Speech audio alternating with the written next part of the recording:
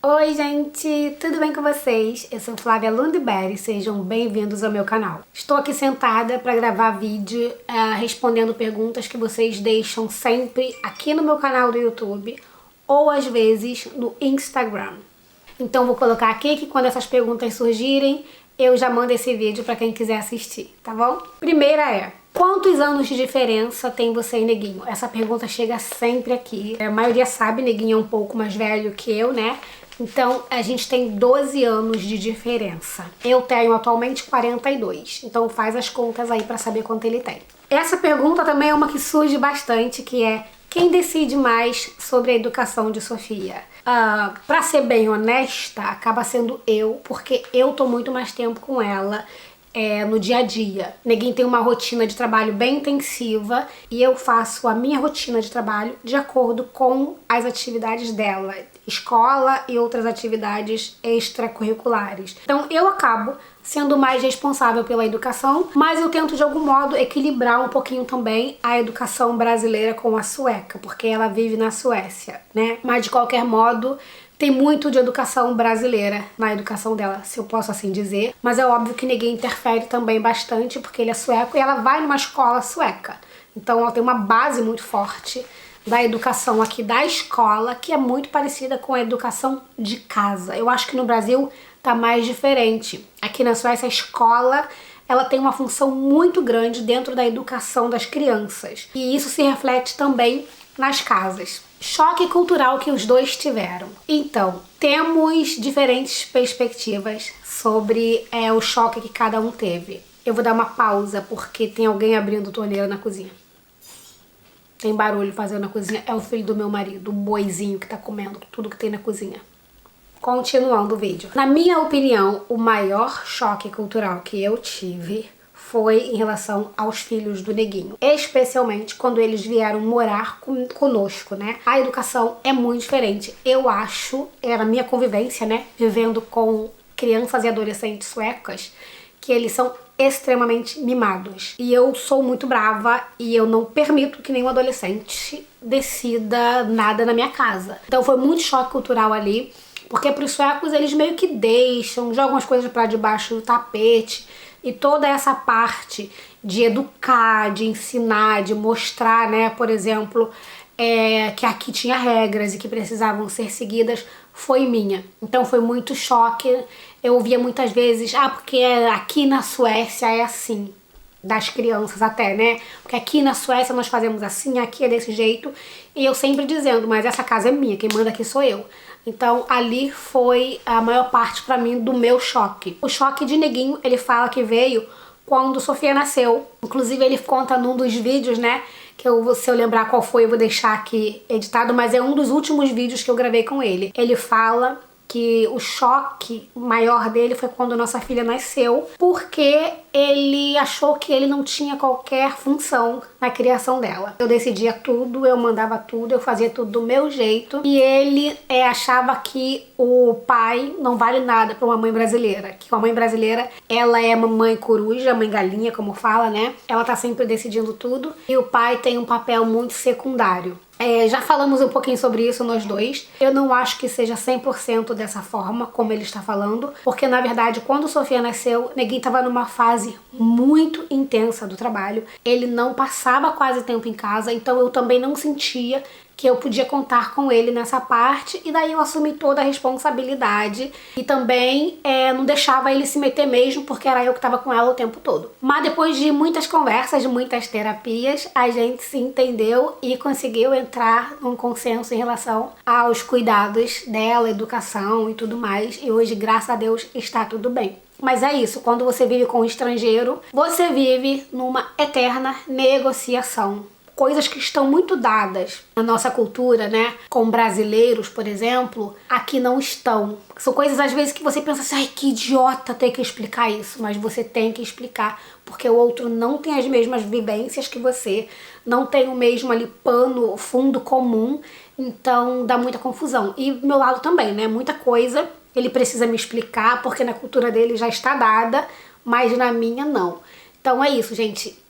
Viver com um estrangeiro é uma eterna negociação. É muito importante ter isso em mente para não ficar sofrendo à toa, perdido à toa, quando temos essas divergências que vão acontecer, eu acho que pro resto da vida. Algum relacionamento multicultural. Próxima pergunta, que vem bastante, né? Já falei muito sobre ter filhos adolescentes. O Neguinho tem 2 filhos que eram adolescentes, quase adolescentes quando eu conheci, e moraram conosco uma grande parte da adolescência.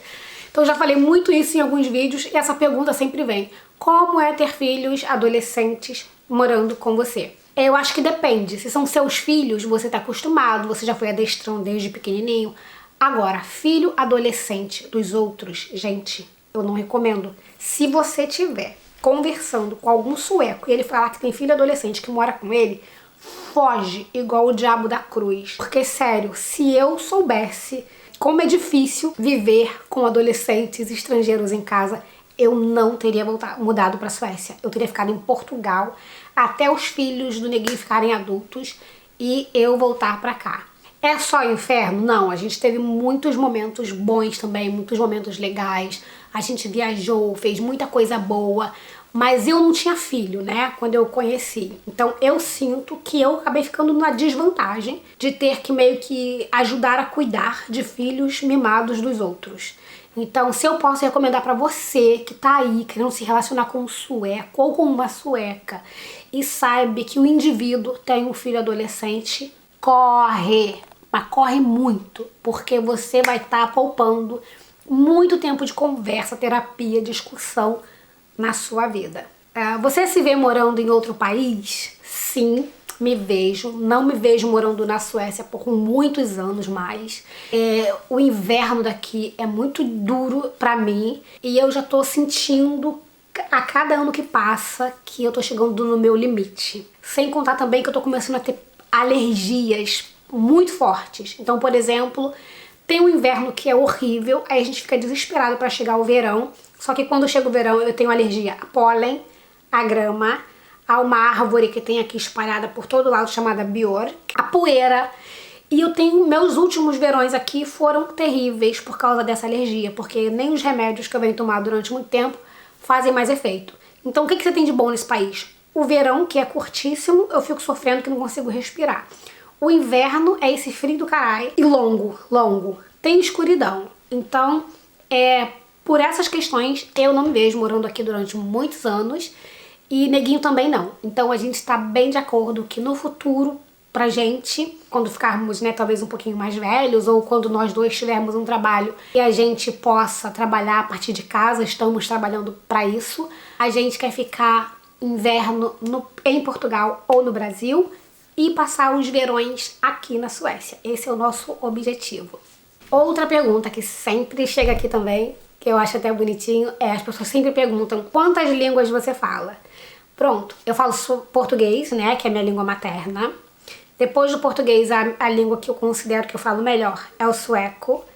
Depois o inglês, eu tenho um nível intermediário. Depois espanhol, eu falo também, uso bastante porque eu tenho amigos latinos e a gente fala bastante espanhol. Eu não diria que eu sou super fluente em nenhuma dessas línguas, mas eu converso em todas elas. Então, isso é muito bom. E se você tem a possibilidade de aprender línguas, aprenda, gente, porque aprender línguas é sempre incrível. Abre muitas portas.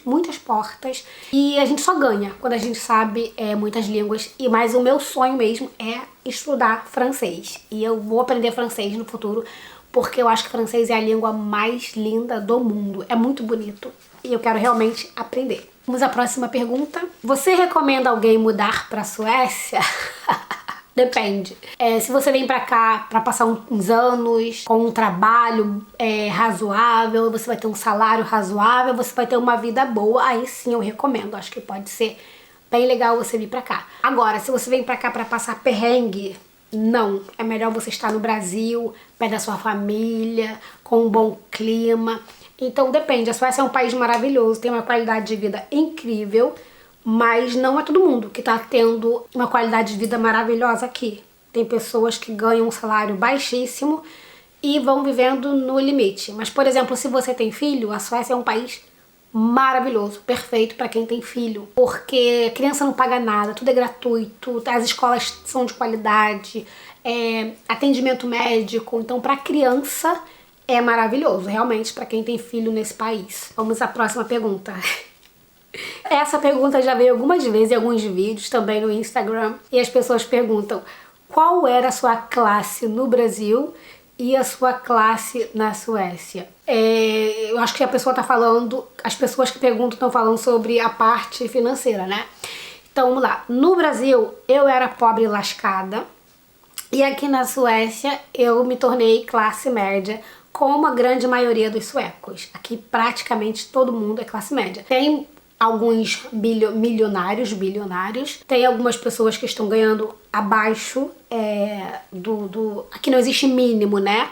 Mas que estão ganhando muito pouco e que não é suficiente para sobreviver. E tem as pessoas que têm casa, têm carro, podem viajar algumas vezes por ano, fazer as coisas que gostam, comer fora.